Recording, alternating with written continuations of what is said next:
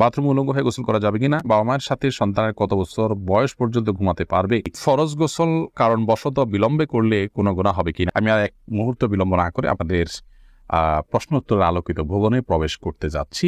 শামসুল আলম আপনি লিখেছেন, বাবা মায়ের সাথে সন্তানের কত বছর বয়স পর্যন্ত ঘুমাতে পারবে।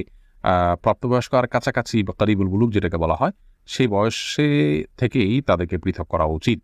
জুলকারনাইন আপনি লিখেছেন, ফরজ গোসল কারণবশত বিলম্বে করলে কোনো গুনাহ হবে কিনা। গোসল বিলম্ব করলে কোনো গুনাহ হবে না, তবে ফরজ গোসল যদি আপনি দেরিতে করতে চান, পরবর্তী ফরজ নামাজের আগে আগে আপনাকে করে ফেলতে হবে। আর মাঝে যদি অন্য কাজ করতে চান, রাতে গোসল ফরজ হয়েছে, আপনি ফজর নামাজের আগ মুহূর্তে গোসল করবেন, তাহলে মাঝে অন্য কাজের জন্য এমনকি ঘুমানোর জন্য অজু করে ঘুমানোটা হলো সুন্নাহ। নবী ইসলাম এটি করতেন, এটি করা ভালো।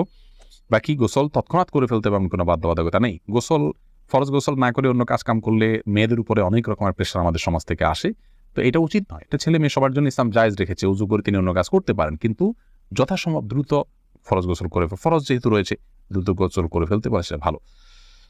কিন্তু অন্য কাজ করা যাবে না এমন কোনো কথা নেই। মোহাম্মদ ইসলাম রুবেল আপনি প্রশ্ন করছেন, বাথরুমে উলঙ্গ হয়ে গোসল করা যাবে কিনা। ভাই রুবেল, বাথরুমে উলঙ্গ হয়ে যদি কেউ গোসল করেন তাহলে তাতে কোনো বড় গুনাহ বা কবিরা গুনাহ হবে না, বড় কোনো পাপ হবে না। তবে এই কাজটি অনুত্তম এবং ভালো নয় আমাদের জন্য, জাস্ট এইটুকু আমরা বলতে পারি। কিন্তু আপনার এর কারণে কোনো বড় গুনাহ হয়ে যাবে ব্যাপারটি এরকম না। বিশেষ ওজোরের কারণে যদি আপনার বিবস্ত্র হতে হয়, আপনার জন্য সেটা জায়েজ রয়েছে। নয়বার রহমাহুল্লাহ সহিহ মুসলিমের সরার মধ্যে তিনি ব্যাখ্যার মধ্যে তিনি লিখেছেন যে গোসল করার সময় লুঙ্গি বা গামছা বা এই জাতীয় কোনো কিছু দিয়ে গোসল করাটা হলো উত্তম, এতে কোনো সন্দেহ নেই। তবে যদি প্রয়োজন হয় তাহলে সেক্ষেত্রে মুক্ত করে, অর্থাৎ আপনার সম্পূর্ণ বিবস্ত্র হয়ে গোসল করা জায়েজ আছে।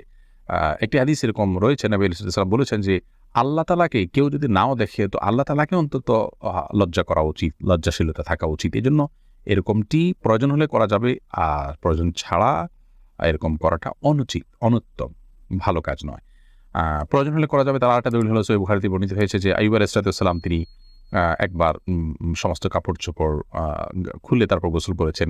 তারপরে মূসা আলাইহিস সালামের ব্যাপার আপনারা জানেন যে তিনি গোসল করতে নেমেছেন, পাথর তার কাপড় নিয়ে দৌড় দিয়েছে, তিনি তার পিছনে দৌড়াতে শুরু করেছেন। এগুলো সব বিশেষ কারণে এবং বিশেষ ব্যক্তিতে। তাছাড়া এগুলো আগের শরিয়াত, সেগুলোর বিধান আমাদের জন্য বহু যে প্রযোজ্য তা নয়।